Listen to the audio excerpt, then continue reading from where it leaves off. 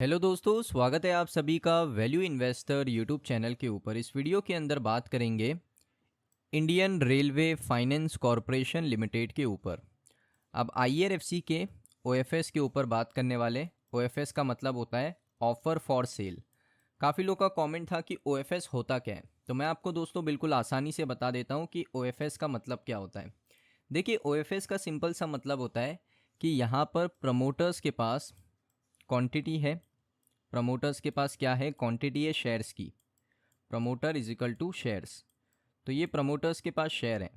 अब प्रमोटर चाहते हैं कि वो अपनी क्वांटिटी को यहाँ पर बेचें, तो उसमें वो क्या कर सकते थे? एक ऑप्शन था कि भाई आप ओपन मार्केट के थ्रू क्या करो, बेच दो एनएससी बीएससी के ऊपर।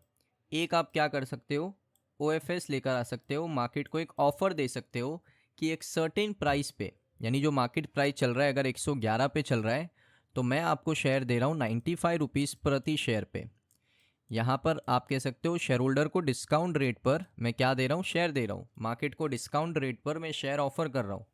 तो यहाँ पर उसको कहते हैं ऑफर फॉर सेल, यानी जो प्रमोटर है जिनके पास शेयर्स हैं उनका यहाँ पर शेयर को बेचने का बस एक तरीका है offer for sale. Open market में भी वो लोग सेल कर सकते थे, जो करंट प्राइस मिल रहा है वो मिल जाता, लेकिन ओपन मार्केट में सेल करने से क्या होता है कि बहुत बड़ा क्रैश आता है शेयर में। तो ये प्रमोटर नहीं चाहते। ओएफएस में क्या होता है? ओएफएस में भी दोस्तों यहाँ पर गिरावट आती है, लेकिन उतनी बड़ी नहीं आती है जितने ओपन मार्केट में सेल करने की वजह से आ जाएगी।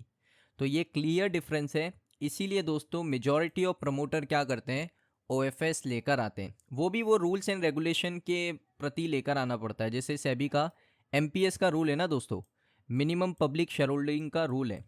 तो इस रूल की वजह से यहाँ पर उनको ओएफएस लेकर आना पड़ता है। अब दोस्तों रिपोर्ट्स क्या आ रही है, मैं आपको रिपोर्ट बता देता हूँ पहले। यहाँ पर आप देखोगे सरकार वैल्यू को अनलॉक करना चाहती है 80,000 करोड़ रुपए की रेल पीएसयू के अंदर स्टेक सेल करके बाय फाइनेंशियल ईयर 30। अब ये जो फाइनेंशियल ईयर होता है ना, ये क्या होता है? ये होता है दोस्तों एक, अगर आप फाइनेंशियल स्टेटमेंट देखते हो तो उसमें फाइनेंशियल ईयर को रिकॉर्ड किया जाता है। एक फाइनेंशियल ईयर शुरू कैसे होता है वो देख लो। तो एक फाइनेंशियल ईयर शुरू होता है 1 अप्रैल से और ख़त्म होता है नेक्स्ट ईयर, आप कह सकते हो 31 मार्च के बाद।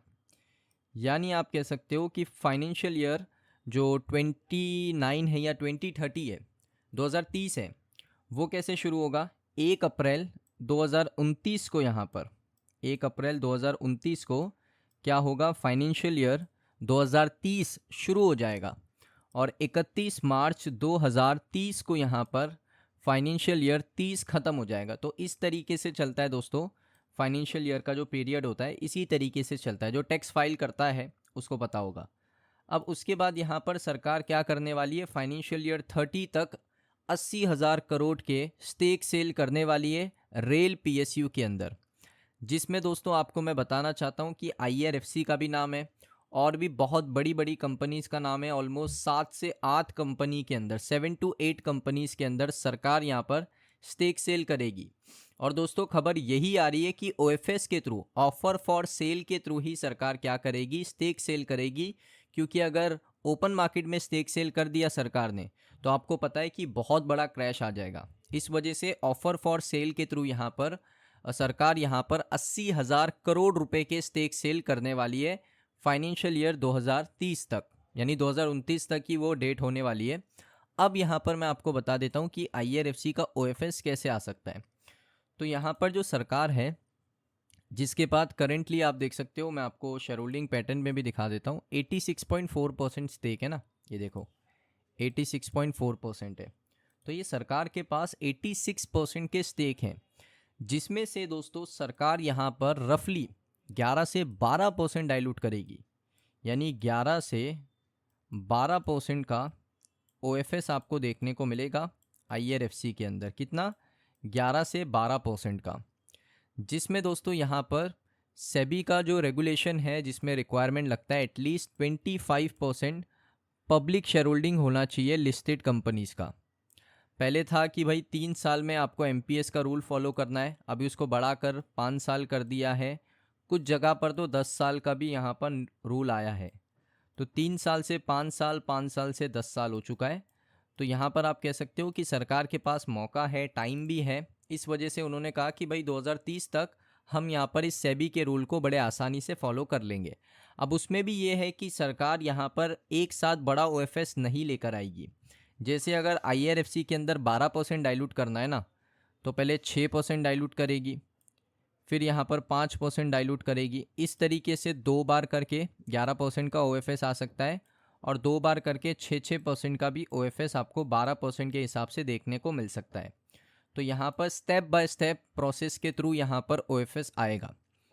उसके बाद यहाँ पर स्टेक डाइल्यूशन से क्या होगा, जो सरकार की होल्डिंग है, जो प्रमोटर की होल्डिंग है, ये जो होल्डिंग है ये आपको देखने को मिलेगी 86.4 से सीधा 75%, है ना।